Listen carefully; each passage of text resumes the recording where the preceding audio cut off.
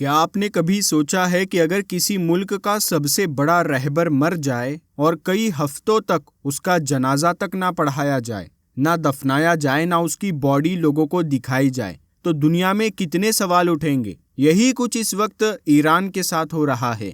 1 मार्च 2026 को ईरानी हुकूमत की तरफ से वो खबर सामने आई जिसने सिर्फ ईरान नहीं बल्कि पूरी मुस्लिम दुनिया को हिला कर रख दिया। ऐलान किया गया कि ईरान के सुप्रीम लीडर आयतुल्लाह अली खामनाई दुश्मनों के हमले में मारे गए हैं। खबर सामने आते ही हर तरफ सन्नाटा छा गया। लोगों को लगा कि अब कुछ ही दिनों में दुनिया इतिहास का सबसे बड़ा जनाजा देखने वाली है, लेकिन ऐसा नहीं हुआ। दिन गुजर गए, फिर हफ्ते बीत गए, मगर ना जनाजा हुआ ना दफन किया गया। और यही से लाखों लोगों के दिल में एक ही सवाल पैदा हुआ, आखिर अली खामनाई की बॉडी है कहाँ? अगर उनकी मौत हो चुकी है तो फिर उन्हें दफन क्यों नहीं किया जा रहा? क्या कोई ऐसी बात है जो ईरानी हुकूमत दुनिया से छुपा रही है? इन सवालों का जवाब समझने के लिए हमें आज से करीब 37 साल पीछे जाना पड़ेगा, क्योंकि आज जो कुछ हो रहा है उसका रिश्ता सीधे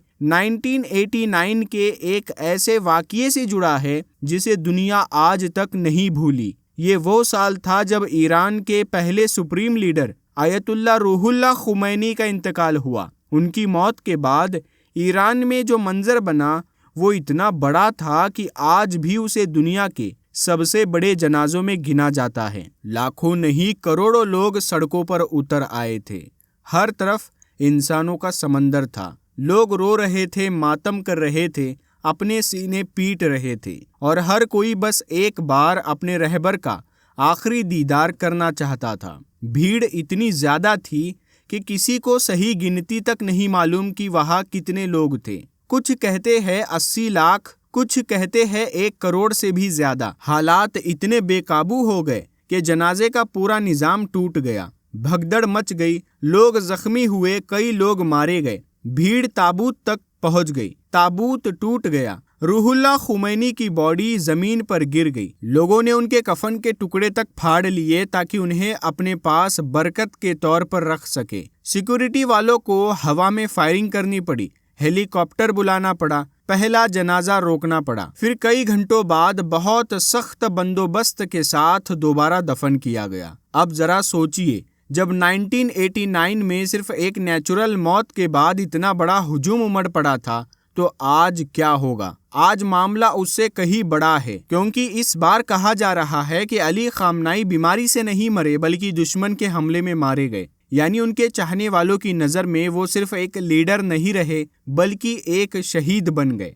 और जब किसी मुल्क का सबसे बड़ा रहबर दुश्मन के हाथों मारा जाए तो उसका जनाजा सिर्फ जनाजा नहीं रहता, वो पूरे मुल्क के गुस्से, दर्द और जज्बात का इजहार बन जाता है। यही पहली बड़ी वजह मानी जा रही है कि ईरान अभी उनका जनाजा नहीं करवा रहा, क्योंकि इस वक्त मुल्क पूरी तरह महफूज हालत में नहीं है। जंग का खतरा अब भी मौजूद है, बड़े शहर अब भी निशाने पर है। ऐसे माहौल में अगर लाखों या करोड़ों लोग एक जगह जमा होते हैं तो वो दुश्मन के लिए बहुत आसान निशाना बन सकते हैं। सोचिए, अगर जनाजे के दौरान हमला हो जाए तो कितनी बड़ी तबाही हो सकती है। शायद इसी खतरे की वजह से ईरानी हुकूमत इंतजार कर रही है कि पहले हालात कुछ संभल जाए, फिर इतना बड़ा जनाजा कराया जाए।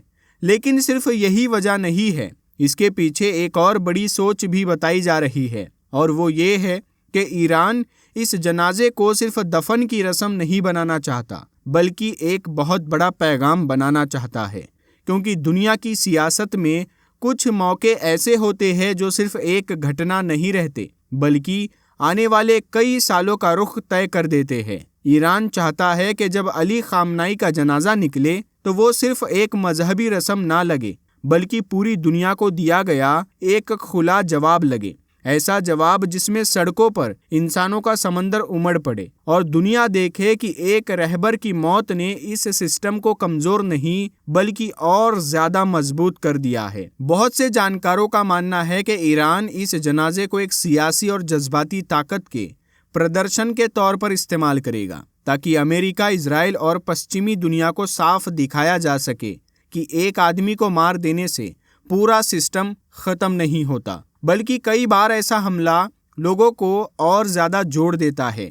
यही चीज़ ईरान के अंदर भी देखने को मिल रही है। जो लोग पहले अलग अलग राय रखते थे, उनमें से भी बहुत से लोग बाहरी हमलों के बाद एक झंडे के नीचे आते दिखाई दिए, क्योंकि जब किसी मुल्क पर बाहर से हमला होता है तो अंदर के मतभेद अक्सर पीछे रह जाते हैं और कौमी जज्बा आगे आ जाता है। ईरानी हुकूमत इस बात को अच्छी तरह समझती है, इसीलिए बहुत मुमकिन है कि वो सही वक्त का इंतज़ार कर रही हो, ताकि जब जनाजा निकले तो वो इतिहास का हिस्सा बन जाए, एक ऐसा मंजर जिसे दुनिया सालों तक याद रखे। एक और अहम बात यह भी है कि इतने बड़े रहबर की मौत के बाद सिर्फ दफन नहीं होता, बल्कि उनके बाद के दौर की शुरुआत भी होती है, यानी उनकी तदफीन का दिन एक नए मरहले का ऐलान भी बन सकता है। इसीलिए ये भी मुमकिन है कि ईरान अपने अंदरूनी हालात, अपनी नई क़ियादत और अपने पूरे सिस्टम को पूरी तरह मजबूत करना चाहता हो और उसके बाद इस जनाजे को दुनिया के सामने पेश करे। लेकिन इन तमाम सियासी वजहों से हटकर एक इंसानी पहलू भी है, क्योंकि करोड़ों लोगों के लिए अली खामनाई सिर्फ एक हुकूमती चेहरा नहीं थे, बल्कि वो उनके लिए एक मजहबी रहनुमा, एक इनकलाबी पहचान और एक एहसास का नाम थे। इसीलिए जब भी उनका जनाजा होगा, वो सिर्फ ईरान का नहीं रहेगा, बल्कि पूरी दुनिया के मुसलमानों और सियासी हलकों की निगाहें उसी पर होगी। तो अगर कोई आज ये पूछे कि आयतुल्लाह अली खामनाई को अभी तक दफन क्यों नहीं किया गया, तो सबसे मजबूत जवाब यही है, क्योंकि ईरान सिर्फ एक दफन की तैयारी नहीं कर रहा, बल्कि वो इतिहास के सबसे बड़े और सबसे असरदार जनाजों में से एक की तैयारी कर रहा है। ऐसा जनाजा जो सिर्फ एक इंसान की आखिरी रस्म नहीं होगा, बल्कि पूरी दुनिया के लिए एक पैगाम होगा। एक ऐसा पैगाम जो बताएगा कि रहबर मर सकता है, लेकिन उसका असर, उसकी सोच और उसके पीछे खड़े लोग इतनी आसानी से ख़त्म नहीं होते। और अब पूरी दुनिया बस उस दिन का इंतज़ार कर रही है जब तेहरान की सड़कें फिर से इंसानों के समंदर से भरेगी और दुनिया एक बार फिर इतिहास को अपनी आंखों के सामने बनते हुए देखेगी। दोस्तों, क्या आपको भी यही लगता है कि अली खामनाई की जो मौत हुई है, उनका जो अभी तक दफन नहीं हुआ है, वो उसकी वजह क्या रही होगी? और क्या आपको लगता है क्या उन्होंने यानी ईरान ने अली खामनाई को चुपके से दफन कर दिया है ताकि लोगों को ये पता ना चल सके कि उनकी कब्र कहाँ पर है? तो आपको क्या लगता है? आप कमेंट करके ज़रूर बताइएगा।